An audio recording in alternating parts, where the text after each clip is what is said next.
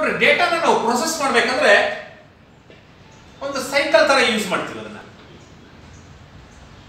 ಯಾವ ತರ ಸೈಕಲ್ ತರ ಯೂಸ್ ಮಾಡ್ತೀವಿ ಅಂದ್ರೆ ನೋಡಲಿ, ಫಸ್ಟ್ ಡೇಟಾ ಇನ್ಪುಟ್, ಅದಾದ್ಮೇಲೆ ಇನ್ಪುಟ್ ಕೊಟ್ಮೇಲೆ ಏನ್ ಮಾಡ್ತೀವಿ, ಡೇಟಾ ಪ್ರೊಸೆಸಿಂಗ್. ನೆಕ್ಸ್ಟ್ ಅದಾದ್ಮೇಲೆ ಡೇಟಾ ಸ್ಟೋರೇಜ್. ಡೇಟಾ ಏನ್ ಮಾಡ್ತಿದ್ವಿ, data storage. Next data storage ಮಾಡಿದ್ಮೇಲೆ ಡೇಟಾ ಔಟ್ಪುಟ್. ಸ್ಟೋರೇಜ್ ಮಾಡಿರೋದನ್ನ ಔಟ್ಪುಟ್ ಆಗಿ ಡಿಸ್ಪ್ಲೇ ಮಾಡ್ತಿದ್ವಿ. Next communication. ಈ ತರ ತಗೊಂಡ್ಮೇಲೆ ಮತ್ತೆ ಫಸ್ಟ್ ಕೊಡ್ತೀವಿ. This is called data processing cycle. First ಡೇಟಾನ ಇನ್ಪುಟ್ ಕೊಡಬೇಕು, ಅದನ್ನ ಪ್ರೊಸೆಸಿಂಗ್ ಮಾಡಬೇಕು, ಆಮೇಲೆ ಡೇಟಾ ಸ್ಟೋರೇಜ್ ಮಾಡಬೇಕು, ಡೇಟಾನ ಡಿಸ್ಪ್ಲೇ ಮಾಡಬೇಕು ಔಟ್ಪುಟ್ ಆಗಿ, ಮತ್ತೆ ಕಮ್ಯುನಿಕೇಶನ್ ಮಾಡಬೇಕು. ಇಷ್ಟೂ ಏನಾಗುತ್ತಂದ್ರೆ ಇವೆಲ್ಲನೂ ಡೇಟಾ ಪ್ರೊಸೆಸಿಂಗ್ ಸ್ಟೇಜಸ್. ಒಂದು ಸೈಕಲ್ ಅಲ್ಲಿ ಇಷ್ಟು ಸ್ಟೇಜಸ್ ಇರ್ತವೆ. ಯಾವ ತರ, ಅದರಲ್ಲಿ ಫಸ್ಟ್ ಒನ್ ಡೇಟಾ ಇನ್ಪುಟ್. ಡೇಟಾನ ಏನ್ ಮಾಡ್ಬೇಕು, ನಾವು ಇನ್ಪುಟ್ ಆಗಿ ಕೊಡ್ಬೇಕು. ಇನ್ಪುಟ್ ಆಗಿ ಕೊಡ್ಬೇಕಂದ್ರೆ this is any kind of data. ಅದರಲ್ಲಿ ನೀವೇನ್ ಮಾಡ್ಬೋದು ಅಂದ್ರೆ ಯಾವ ಕೈಂಡ್ ಆಫ್ ಡೇಟಾನ ಬೇಕಾದ್ರೂ ಏನ್ ಮಾಡ್ಬೋದು, ನೀವು ಇನ್ಪುಟ್ ಆಗಿ ಕೊಡ್ಬೋದು. That means letters, numbers, symbols, shapes ಯಾವುದಾದ್ರೂ ಆಗಿರ್ಬೋದು. ಇವನು ಯಾವುದನ್ನು ಬೇಕಾದ್ರೂ ನೀವೇನ್ ಮಾಡ್ಬೋದು ಅಂದ್ರೆ ಇನ್ಪುಟ್ ಆಗಿ ಕೊಡ್ಬೋದು.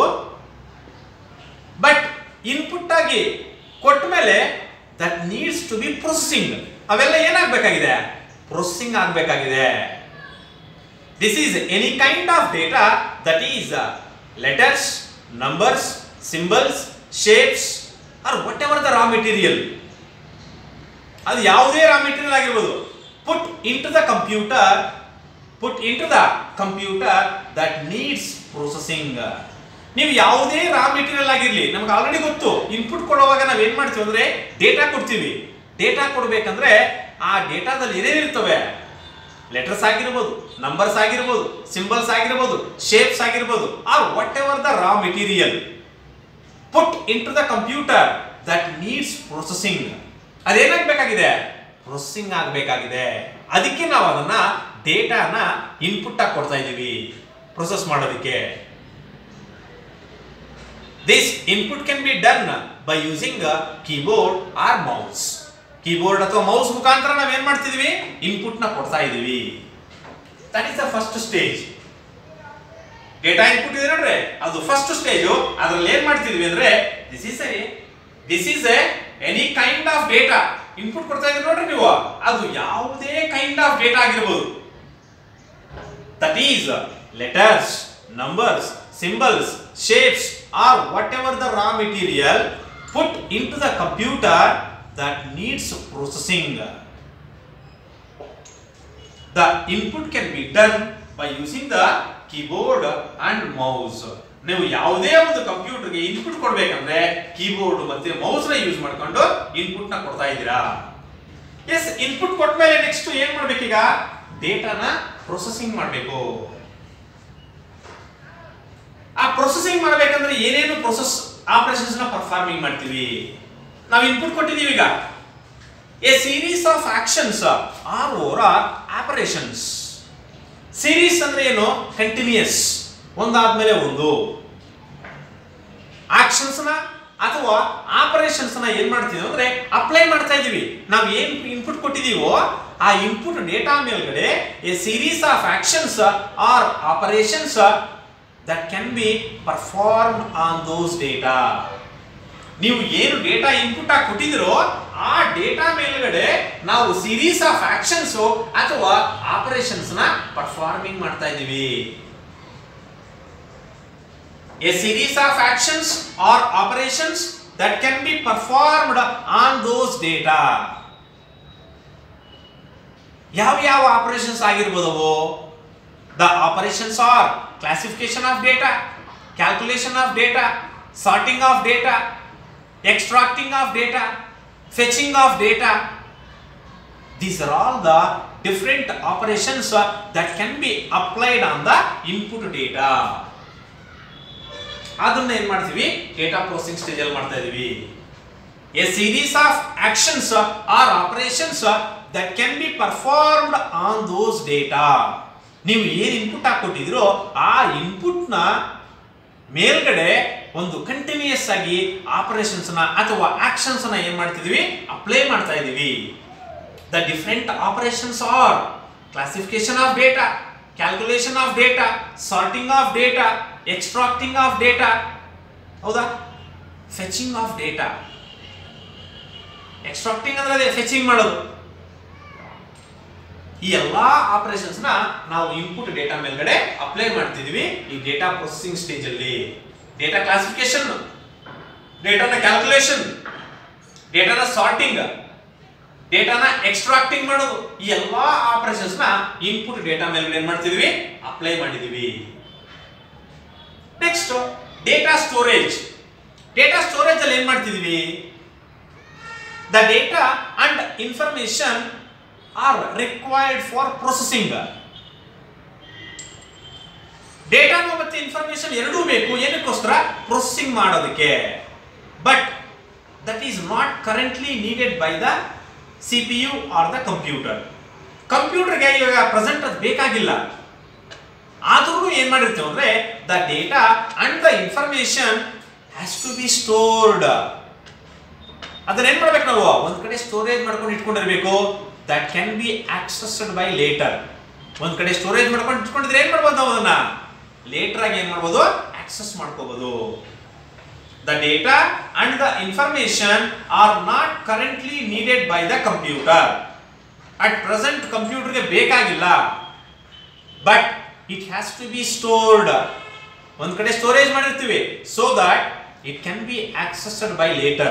ಒಂದ್ ಕಡೆ ಸ್ಟೋರೇಜ್ ಮಾಡಿರೋದ್ರಿಂದ ಏನ್ ಮಾಡಬಹುದು ಅದನ್ನ ಲೇಟರ್ ಆಗಿ ಏನ್ ಮಾಡಬಹುದು ಆಕ್ಸೆಸ್ ಮಾಡಬಹುದು. There are two types of storage. One is the primary storage, another one is the secondary storage. The primary storage stores the data temporarily. The secondary storage stores the data permanently. That is the data storage stage. Data ಮತ್ತೆ information at present computer ಗೆ ಬೇಕಾಗಿಲ್ಲ, ಆದರೂ ಸಹನು ಅದನ್ನ ಒಂದು ಕಡೆ storage ಮಾಡಿರ್ತೀವಿ. ಯಾಕೆಂದ್ರೆ ಅದನ್ನ ಲೇಟರ್ ನಮಗೆ ಆಮೇಲೆ ಏನಾದರೂ ಬೇಕಾಗಿದ್ರೆಗನ ಅದನ್ನ ಏನ್ ಮಾಡ್ಬೋದು ನಾವು ಡೈರೆಕ್ಟ್ ಆಗಿ ಆಕ್ಸೆಸ್ ಮಾಡ್ಕೋಬಹುದು ಅಲ್ಲಿ ಇದ್ರೆಗನ. ಹೌದಾ, ಅದರಲ್ಲಿ ಟೂ ಟೈಪ್ಸ್ ಆಫ್ ಸ್ಟೋರೇಜ್ ಇದೆ, primary storage, secondary storage. Primary storage ಅಲ್ಲಿ ಟೆಂಪರರಿ ಆಗಿ ಸ್ಟೋರೇಜ್ ಮಾಡ್ತೀವಿ, ಸೆಕೆಂಡರಿ ಸ್ಟೋರೇಜ್ ಅಲ್ಲಿ ಪರ್ಮನೆಂಟ್ ಆಗಿ ಸ್ಟೋರೇಜ್ ಮಾಡ್ತೀವಿ. Next data output. ಏನ್ ಮಾಡ್ಬೇಕು ಡೇಟಾ ಔಟ್ಪುಟ್ ಅಲ್ಲಿ? The results are obtained after the data processing. Results ಬಂದಿದೆ, ಯಾವಾಗ ಬರ್ತದೆ? After the data processing. Data ನೀವು ಪ್ರೊಸೆಸ್ ಮಾಡಿದ್ಮೇಲೆ ಏನ್ ಸಿಗ್ತದೆ ನಿಮಗೆ? ರಿಸಲ್ಟ್ ಬರ್ತದೆ. Must be presented to the user in user understandable form. ಈ ಡೇಟಾ ಪ್ರೊಸೆಸಿಂಗ್ ಸ್ಟೇಜ್ ಅಲ್ಲಿ ನೀವು ಡೇಟಾನ ಪ್ರೊಸೆಸ್ ಮಾಡಿದ್ಮೇಲೆ ನಿಮ್ಗೆ ಏನ್ ಸಿಗ್ತದೆ ಅಂದ್ರೆ ರಿಸಲ್ಟ್ ಸಿಗ್ತದೆ. ಆ ರಿಸಲ್ಟ್ ನ ನೀವು ಪ್ರೆಸೆಂಟಿಂಗ್ ಮಾಡಬೇಕು ಯಾರಿಗೆ ಅಂದ್ರೆ ಯೂಸರ್ಗೆ. ಬಟ್ ಯೂಸರ್ಗೆ ಯೂಸರ್ ಅಂಡರ್ಸ್ಟ್ಯಾಂಡಬಲ್ ಫಾರ್ಮ್ ಅಲ್ಲಿ ಮಾತ್ರನೇ ನೀವೇನ್ ಮಾಡಬೇಕು ಆ ರಿಸಲ್ಟ್ ನ ತೋರಿಸಬೇಕು. ಅವನಿಗೆ ಯಾವ ಲ್ಯಾಂಗ್ವೇಜ್ ಅಲ್ಲಿ ಯಾವ ರಿಪೋರ್ಟ್ಸ್ ಮುಖಾಂತರ ಕೊಟ್ರೆ ಅರ್ಥ ಆಗುತ್ತೋ ಆ ರಿಪೋರ್ಟ್ಸ್ ಅಲ್ಲಿ ನಾವು ಕೊಡಬೇಕಾಗುತ್ತೆ ಈ ಡೇಟಾ ಔಟ್ಪುಟ್ ಸ್ಟೇಜ್ ಅಲ್ಲಿ. The results are obtained after data processing must be presented to the user in user understandable form. That means the reports are submitted to the user. ಒಂದು ರಿಪೋರ್ಟ್ಸ್ ಮುಖಾಂತರ submit ಮಾಡ್ತೀವಿ ಯಾರಿಗೆ ಅಂದ್ರೆ ಒಬ್ಬ ಯೂಸರ್ಗೆ. That is the use of data output stage. Data output stage ಅಲ್ಲಿ ಏನ್ ಮಾಡ್ತೀವಿ ಅಂದ್ರೆ the results are obtained after data processing must be presented to the user in user understandable form. That means the reports are presented to the user. Reports ಮುಖಾಂತರ ನಾವು present ಮಾಡಬಹುದು ಯಾರಿಗೆ ಅಂದ್ರೆ ಒಬ್ಬ ಯೂಸರ್ಗೆ ಯಾವುದೇ ಒಂದು ರಿಸಲ್ಟ್ ನ. That is the use of data output. Next last stage is the communication. ನೋಡ್ರಿ, ಇಷ್ಟೆಲ್ಲ ಪ್ರೊಸೆಸಿಂಗ್ ಆಗ್ಬೇಕಂದ್ರೆ communication is very very important. Data input ತಗೋಬೇಕು, ಅದನ್ನ ಪ್ರೊಸೆಸಿಂಗ್ ಕಳಿಸಬೇಕು, ಡೇಟಾ ಸ್ಟೋರೇಜ್ ಮಾಡಬೇಕು, ಔಟ್ಪುಟ್ ಡಿಸ್ಪ್ಲೇ ಮಾಡಬೇಕು. ಇವೆಲ್ಲ ನಡಿಬೇಕಂದ್ರೆ communication is very very important. ಅದಕ್ಕೆ ನೋಡ್ರಿ, nowadays the computers have communication ability. at present ಏನಾಗಿದೆ ಅಂದ್ರೆ ಕಂಪ್ಯೂಟರ್ಸ್ ಗೆ ಒಂದು ಕಮ್ಯುನಿಕೇಶನ್ ಎಬಿಲಿಟಿ ಇದೆ, which increases their power with wired or wireless networks.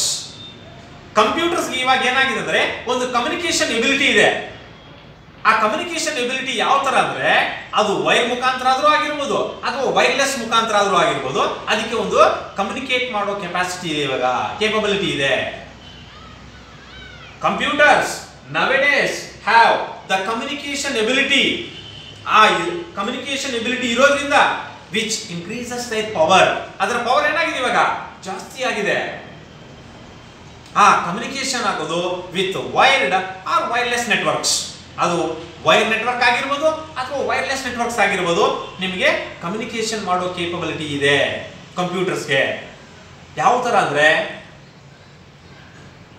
The input can B collected from the remote area. ನೀವು ಎಷ್ಟೇ ದೂರ ಇರಲಿ ಆ ಇನ್ಪುಟ್ ನ ಏನ್ ಮಾಡಬಹುದು, ಯಾವುದೇ ಒಂದು ದೂರ ಎಷ್ಟೇ ದೂರ ಇರಲಿ ಅಲ್ಲಿಂದ ನಾವು ಏನ್ ಮಾಡಬಹುದು, ಸಬ್ಮಿಟ್ ಮಾಡಬಹುದು, ಕಲೆಕ್ಷನ್ ಮಾಡ್ಕೋಬಹುದು. The input can be submitted or collected from the remote area ಅಂದ್ರೆ ಎಲ್ಲೋ ಒಂದು ರಿಮೋಟ್ ಅಂದ್ರೆ ಎಲ್ಲೋ ಒಂದು ನಿಮಗೆ ನೆಟ್ವರ್ಕ್ ಎಲ್ಲಿ ರೀಚ್ ಆಗುತ್ತೋ ದೂರದ ಪ್ಲೇಸ್ ಆಗಿರ್ಬೋದು. ಆ ದೂರದ ಪ್ಲೇಸ್ ಇಂದ ಬೇಕಾದ್ರೂ ನಾವು ಏನ್ ಮಾಡ್ಬೋದು, ಡೇಟಾನ ಕಲೆಕ್ಟ್ ಮಾಡ್ಕೋಬಹುದು. ಹೌದಾ? And the data can be stored in different locations. ಡೇಟಾನ ಏನ್ ಮಾಡ್ಬೋದು ನಾವು ಡಿಫರೆಂಟ್ ಲೊಕೇಶನ್ಸ್ ಅಲ್ಲಿ ಏನ್ ಮಾಡ್ಬೋದು, ಸ್ಟೋರೇಜ್ ಮಾಡ್ಬೋದು. ಇನ್ಪುಟ್ ಡೇಟಾನ ಎಷ್ಟೇ ರಿಮೋಟ್ ಏರಿಯಾದಿಂದ ಬೇಕಾದ್ರೂ ಏನ್ ಮಾಡ್ಬೋದು, ನಾವು ಆಕ್ಸೆಸ್ ಮಾಡ್ಬೋದು, ಕಲೆಕ್ಷನ್ ಮಾಡ್ಕೋಬಹುದು, ಸಬ್ಮಿಟ್ ಮಾಡ್ಬೋದು.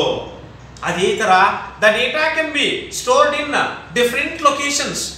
ಬೇರೆ ಬೇರೆ ಡಿಫರೆಂಟ್ ಲೊಕೇಶನ್ಸ್ ಅಲ್ಲಿ ನಾವು ಏನ್ ಮಾಡ್ಬೋದು, ಸ್ಟೋರೇಜ್ ಮಾಡ್ಬೋದು ಅಥವಾ ಪ್ರೊಸೆಸಿಂಗ್ ಮಾಡ್ಬೋದು. The processing can be done in different locations. ಬೇರೆ ಬೇರೆ ಕಡೆ ಎಲ್ಲಾ ಕಡೆನೂ ನೀವು ಏನ್ ಮಾಡ್ಬೋದು ಅಂದ್ರೆ ಒಂದು ಪ್ರೊಸೆಸಿಂಗ್ ಮಾಡಬಹುದು. And the results can be submitted through the email or posted to the network where the online services are rendered. ನೀವು ಎಷ್ಟೋ ದೂರದ ಪ್ಲೇಸ್ ಇಂದ ಇನ್ಪುಟ್ ಕೊಡಬಹುದು, ಬೇರೆ ಬೇರೆ ಪ್ಲೇಸಸ್ ಎಲ್ಲಾ ಕಡೆಯಿಂದನೂ ಪ್ರೊಸೆಸಿಂಗ್ ಮಾಡಬಹುದು. ಅಲ್ಲಿ ಜನರೇಟ್ ಆಗಿರೋ ರಿಸಲ್ಟ್ ನ ಇಮೇಲ್ ಮುಖಾಂತರ ಆದ್ರೂ ಕಳಿಸಬಹುದು ಅಥವಾ ಒಂದು ನೆಟ್ವರ್ಕ್ ಗೆ ಅಪ್ಲೋಡಿಂಗ್ ಆದ್ರೂ ಮಾಡಬಹುದು. where the online services are rendered. ಅದು ಆನ್ಲೈನ್ ಸರ್ವಿಸ್ ಮುಖಾಂತರ ನೀವೇನ್ ಮಾಡಬಹುದು ಅಂದ್ರೆ ಪ್ರದರ್ಶನ ಮಾಡ್ಕೋಬಹುದು. ನೋಡ್ರಿ, ಇಷ್ಟೆಲ್ಲ ಪ್ರೊಸೆಸ್ ಮಾಡಬೇಕಂದ್ರೆ ನಮಗೆ communication is very very important. ಅರ್ಥ ಆಗ್ತಿದ್ಯಾ? ಅದಕ್ಕೆ ಈ ಡೇಟಾ ಪ್ರೊಸೆಸಿಂಗ್ ಸೈಕಲ್ ಅಲ್ಲಿ ಕಮ್ಯುನಿಕೇಶನ್ ಬೇಕೇ ಬೇಕು. ಅದು ಕಂಪ್ಯೂಟರ್ ಮುಖಾಂತರ ಕಮ್ಯುನಿಕೇಶನ್ ಆಗ್ತಾ ಇದೆ. nowadays the computers have a communication ability which increases their power with wired or wireless networks. ಯಾವ ತರ ಅಂದ್ರೆ the input can be submitted or collected from the remote area and the processing can be done in different locations and the results can be submitted through the email or posted to the network where the online services are rendered. That is called communication. Okay, this is about the data processing cycle. Then a 5 mark question keltane. First one is data input. Data input kodbekandre ಏನು ಮಾಡ್ತೀವಿ? This is any kind of data. That is letters, numbers, symbols, shapes, or whatever the raw material put into the computer that needs processing. ನೀವು ಏನೇ input ಕೊಡ್ಲಿ data ಆಗಿ ಅದು numbers ಆಗಿರ್ಬೋದು, symbols ಆಗಿರ್ಬೋದು, shapes ಆಗಿರ್ಬೋದು, ಅವೆಲ್ಲನೂ ಏನಾಗಬೇಕು, ಪ್ರೊಸೆಸಿಂಗ್ ಆಗಬೇಕಾಗಿದೆ. The input can be done by using a keyboard and a mouse. Next, ಎರಡನೇದು ಯಾವುದು, ಡೇಟಾ ಪ್ರೊಸೆಸಿಂಗ್. ಆ ಪ್ರೊಸೆಸಿಂಗ್ ಮಾಡಬೇಕಂದ್ರೆ ಏನು ಮಾಡ್ತೀವಿ ಅಂದ್ರೆ, a series of actions or operations that can be performed on those data. ನಾವು ಇನ್ಪುಟ್ ಆಗಿ ಏನು ತಗೊಂಡಿದೀವೋ ಆ ಡೇಟಾ ಮೇಲ್ಗಡೆ ಕಂಟಿನ್ಯೂಸ್ ಆಗಿ ಆಕ್ಷನ್ಸ್ ಅಥವಾ ಆಪರೇಷನ್ಸ್ ಅಪ್ಲೈ ಮಾಡ್ತಾ ಇರ್ತೀವಿ. ಯಾವ ಆಕ್ಷನ್ಸ್, ಯಾವ operations? Classification, calculation, sorting and extracting the data. Next, data storage. The data and the information are not currently needed by the computer, but it has to be stored. At present computer ಗೆ data ಮತ್ತು information ಬೇಕಾಗಿಲ್ಲ, ಆದರೂ ಸಹ ನಾವು ಏನು ಮಾಡಿದೀವಿ, ಒಂದು ಕಡೆ ಸ್ಟೋರೇಜ್ ಮಾಡಿದೀವಿ. ಏನಕ್ಕೋಸ್ಕರ? It can be accessed by the later. ನಮಗೆ ಲೇಟರ್ ಆಗಿ ಅಕಸ್ಮಾತ್ ಬೇಕಂದ್ರೆ ಅದನ್ನು ಆಕ್ಸೆಸ್ ಮಾಡಬಹುದು. There are two types of storage: primary storage, secondary storage. Primary storage stores the data temporarily. Secondary storage stores the data permanently. Next, data output. Data output stage ಅಲ್ಲಿ ಏನು ಮಾಡ್ತೀವಿ? The results are obtained after data processing. Must be presented to the user. Results ಬಂದ್ಮೇಲೆ, data processing ಆದ್ಮೇಲೆ result ಬರ್ತದೆ, ಅದನ್ನ present ಮಾಡಬೇಕು. ಯಾರಿಗೆ? ಯೂಸರ್ಗೆ. ಯಾವ ತರ? In user understandable form. The results are submitted in the form of reports. Results ಯಾವ ತರ ಸಬ್ಮಿಟ್ ಮಾಡ್ತೀವಿ? ರಿಪೋರ್ಟ್ಸ್ ಮುಖಾಂತರ ಸಬ್ಮಿಟ್ ಮಾಡ್ತೀವಿ. Last one is communication.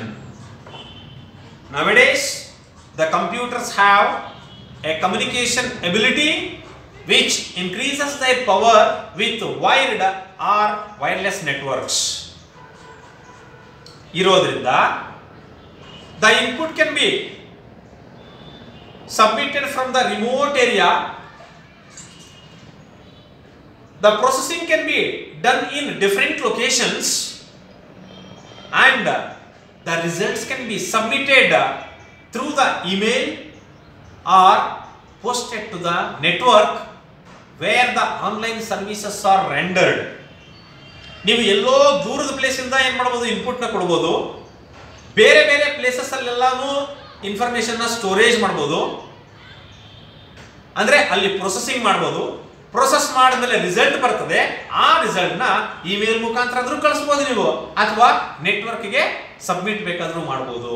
ಎಲ್ಲಿ ಆನ್ಲೈನ್ ಸರ್ವಿಸ್ ಇದೆಯೋ ಅಲ್ಲೆಲ್ಲಾ ಕಡೆ ನೀವು ನೋಡ್ಕೋಬಹುದು. ಅದನ್ನ ಬೇಕಾದ್ರೆ ಕಮ್ಯುನಿಕೇಶನ್ ಇದ್ರೆ ಮಾತ್ರನೇ ಇಷ್ಟೆಲ್ಲ ಕೆಲಸ ನಡೀತದೆ. Okay, that is about the data processing cycle. ಅರ್ಥ ಆಗ್ತಿದೆಯಾ? ನೆಕ್ಸ್ಟ್, ಇದರಲ್ಲಿ ಈ ಡೇಟಾಬೇಸ್ ಕಾನ್ಸೆಪ್ಟ್ಸ್ ಅಲ್ಲಿ ಕೆಲವೊಂದು ಡೇಟಾಬೇಸ್ ಟರ್ಮ್ಸ್ ನ ಯೂಸ್ ಮಾಡ್ತೀವಿ. ಏನ terms? First one is the table. What is a table? A collection of data elements organized or arranged in the form of rows and columns. ಕೆಲವೊಂದು data elements ಇದೆ, ಅದನ್ನ arrange ಮಾಡ್ಕೊಂಡಿದೀವಿ. ಯಾವ ತರ ಅಂದ್ರೆ rose ಮತ್ತೆ ಕಾಲಮ್ಸ್ ಆಗಿ. ಒಂದು ಟೇಬಲ್ ಬರೀತೀವಪ್ಪ, ಆ ಟೇಬಲ್ ಒಂದು ರೋಸ್ ಮತ್ತೆ ಕಾಲಮ್ಸ್ ಆಗಿ ಈ ತರ ಅರೇಂಜ್ ಮಾಡಿದ್ರೆ ಡೇಟಾ ಎಲಿಮೆಂಟ್ಸ್ ನ, that is called as a table. Next, ಆ ಟೇಬಲ್ ಅಲ್ಲಿ ಏನ್ ಜೋಡಿಸ್ತೀವಿ? Records. What is a record? A single entry in a table. ಏನಾದ್ರೂ ಒಂದು ಬಾಕ್ಸ್ ಅಲ್ಲಿ ನೀವು ಒಂದು ಎಂಟ್ರಿ ಮಾಡಿದ್ರಂದ್ರೆ ಅದನ್ನ ಏನಂತ ಕರಿತೀವಿ? ಒಂದು ರೆಕಾರ್ಡ್ ಅಂತ ಕರಿತೀರಾ. ಒಂದು ರೋ ಅಥವಾ ಒಂದು ಸಿಂಗಲ್ ಎಂಟ್ರಿ ಏನೇ ಮಾಡಲಿ, ಆ ಸಿಂಗಲ್ ಎಂಟ್ರಿನ ರೆಕಾರ್ಡ್ ಅಂತ ಕರಿತೀವಿ. ನೆಕ್ಸ್ಟ್, ಮೂರನೇದು ಒಂದು what is a tuple? T-U-P-L-E. Tuple means a row in a table is called tuple. Rows na ನಾವು ಏನಂತ ಕರಿತೀವಿ? ಟಪಲ್ಸ್ ಅಂತ ಕರಿತೀವಿ. Next, What is the domain? A column in a table is called domain, or a set of values for an attribute in that column. ಒಂದು column ಅಲ್ಲಿ ಅಂದ್ರೆ ಜಾಸ್ತಿ values ಇರ್ತವೆ. ಆ ಕಾಲಮ್ ಅಲ್ಲಿ ಏನ್ ಮಾಡ್ತೀವಿ ಅಂದ್ರೆ ಕಾಲಮ್ಸ್ ನ ಬರೆಯುವಾಗ ಮೇಲ್ಗಡೆ ಕಾಲಮ್ ಹೆಡ್ಡಿಂಗ್ಸ್ ಹಾಕ್ತೀವಿ. ಈಗ ಫಾರ್ ಎಕ್ಸಾಂಪಲ್ ಟೈಮ್ ಟೇಬಲ್ ಅನ್ಕೊಳ್ಳ್ರಿ, 9 to 10, 10 to 11, 11 to 12, 12 to 1 ಮೇಲ್ಗಡೆ ಹೆಡ್ಡಿಂಗ್ಸ್ ಅವು.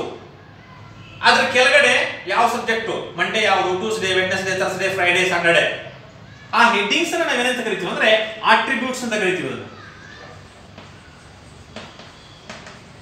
ಆಟ್ರಿಬ್ಯೂಟ್ ಆರ್ ಅದನ್ನೇ ನಾವೇನಂತ ಕರಿಬಹುದು ಅಂದ್ರೆ ಫೀಲ್ಡ್ ಅಂತ ಕರಿಬಹುದು. ಮೇಲ್ಗಡೆ ಹೆಡ್ಡಿಂಗ್ಸ್ ಬರ್ತಿದ್ರೆ ಅದನ್ನ ಆಟ್ರಿಬ್ಯೂಟ್ ಅಂತ ಕರಿತೀವಿ. ಆ ಹೆಡ್ಡಿಂಗ್ಸ್ ಕೆಳಗಡೆ ಮಂಡೇ ಕನ್ನಡ, ಟ್ಯೂಸ್ಡೇ ಇಂಗ್ಲಿಷ್, ಮತ್ತೆ EBACS ಈ ತರ ಸಬ್ಜೆಕ್ಟ್ಸ್ ಬರ್ತಿದೆ ನೋಡ್ರೆ, ಆ ಬರ್ತಿರೋ ವ್ಯಾಲ್ಯೂಸ್ ನಾವೇನಂತ ಕರಿತೀವಿ ಅಂದ್ರೆ domain. The set of values for an attribute in that column. Then what is an attribute? Attribute ಅಥವಾ field ಅಂದ್ರೆ ಏನು?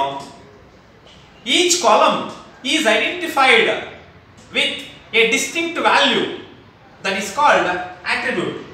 ಪ್ರತಿಯೊಂದು ಕಾಲಮ್ಗೂ ಐಡೆಂಟಿಫಿಕೇಶನ್ ಗೋಸ್ಕರ ನಾವು ಏನು ಮಾಡ್ತೀವಿ ಅಂದ್ರೆ ಒಂದು ಡಿಸ್ಟಿಂಕ್ಟ್ ವ್ಯಾಲ್ಯೂ ಬರೆದಿರ್ತೀವಿ ಅಲ್ಲಿ. ಈಗ ನಿಮಗೆ ಹೇಳಿದೆ ನಿಮಗೆ 9 to 10, 10 to 11 ಅಂತ 9 to 10 ಬರ್ದಿದ್ರೆ ಆ ಕಾಲಮ್ ಹೆಡರ್ ಅದು 6 ಡೇಸ್ಗೂ ಸೇಮ್ ಟೈಮಿಂಗ್ ಇತ್ತೆ. ಅದು 9 to 10 ಯಾವ ಸಬ್ಜೆಕ್ಟ್ ಆದ್ರೂ ನೀವು ಬರ್ಕೊಳ್ರಿ, 6 ಡೇಸ್ಗೂ ಸೇಮ್ ಟೈಮಿಂಗ್. ನೆಕ್ಸ್ಟ್ 10 to 11 6 ಡೇಸ್ಗೂ ಸೇಮ್ ಟೈಮಿಂಗ್ಸ್. ಆ ಹೆಡ್ಡಿಂಗ್ಸ್ ಅನ್ನು ನಾವೇನಂತ ಕರಿತೀವಿ ಅಂದ್ರೆ attribute. Each column is identified with a distinct header, that is called header ಆಗಿ ಬರೀತೀವಿ ಅದನ್ನ. that headers are called as attributes. ಗೊತ್ತಾಗ್ತಿದೆಯಾ? Next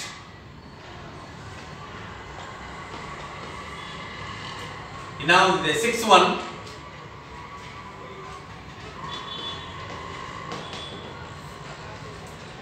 what is an object?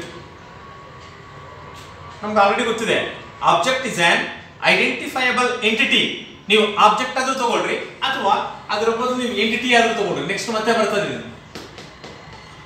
What is an entity? Entity is an object or element that is in the form of table. Entity ಅಂದ್ರೆ ಒಂದು ಟೇಬಲ್ಗೆ ನಾವು ಹೆಸರು ಕೊಡ್ತೀವಿ. For example time table ಅಂತ ಬರೀತೀವಿ, ಹೌದಾ? ಆ ಟೈಮ್ ಟೇಬಲ್ ಅನ್ನೋದು that is called as an entity.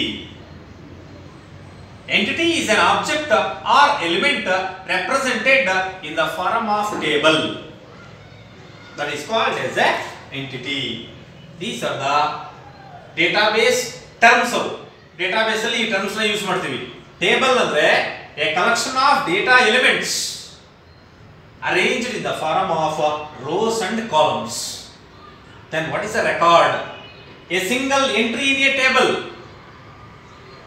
is called a record or row. Next, what is a tuple? The row in a table is called a tuple. Then what is a domain? The column in a table is called a domain or a set of values for an attribute in that column. Set of values for an attribute in that column. ಒಂದು column ಅಲ್ಲಿ ಒಂದು set of values ನ ಬರ್ಕೊಂಡು ಹೋಗಿರ್ತೀವಿ, ಅದು ಆ column ಗೆ ಸಂಬಂಧಪಟ್ಟಿರೋದು ಮಾತ್ರನೇ, ಹೌದಾ? ಅದನ್ನ ಏನಂತ ಕರಿತೀವಿ ನಾವು? Domain. Then what is an attribute or field? Each column is identified with a distinct header. ಪ್ರತಿಯೊಂದು ಕಾಲಮ್ಗೂ ಏನ್ ಮಾಡ್ತೀವಿ? ಐಡೆಂಟಿಫಿಕೇಶನ್ ಗೋಸ್ಕರ ಮೇಲ್ಗಡೆ ಸ್ಟಾರ್ಟಿಂಗ್ ಅಲ್ಲಿ ಏನ್ ಮಾಡಿರ್ತೀವಿ ಅಂದ್ರೆ ಒಂದು ಹೆಡರ್ ಬರೆದಿರ್ತೀವಿ. ಪ್ರತಿಯೊಂದು ಕಾಲಮ್ಗೂ ಬರೀತೀವಿ ಅದನ್ನ. ಆ ತರ ಬರೆದಿದ್ರೆ ಅದನ್ನ ಆಟ್ರಿಬ್ಯೂಟ್ ಅಂತ ಕರೀಬಹುದು ಅಥವಾ ಫೀಲ್ಡ್ ಅಂತ ಕರೀಬಹುದು. Next last one is the entity. Entity is an object or element that represents the table or form. ಒಂದು ಫಾರ್ಮ್ ಆಗಿರಬಹುದು ಅಥವಾ ಟೇಬಲ್ ಆಗಿರಬಹುದು, ಅದನ್ನೇ ನಾವು ಏನಂತ ಕರೀತೀವಿ ಅಂದ್ರೆ entity. These are the database terms. Next class ಅಲ್ಲಿ ಬೇಕಾದ್ರೆ DBMS ಅಂತ ಬರ್ತದೆ. ನೆಕ್ಸ್ಟ್ ಕ್ಲಾಸ್ ಅಲ್ಲಿ ಬೇಕಾದ್ರೆ ನಾವು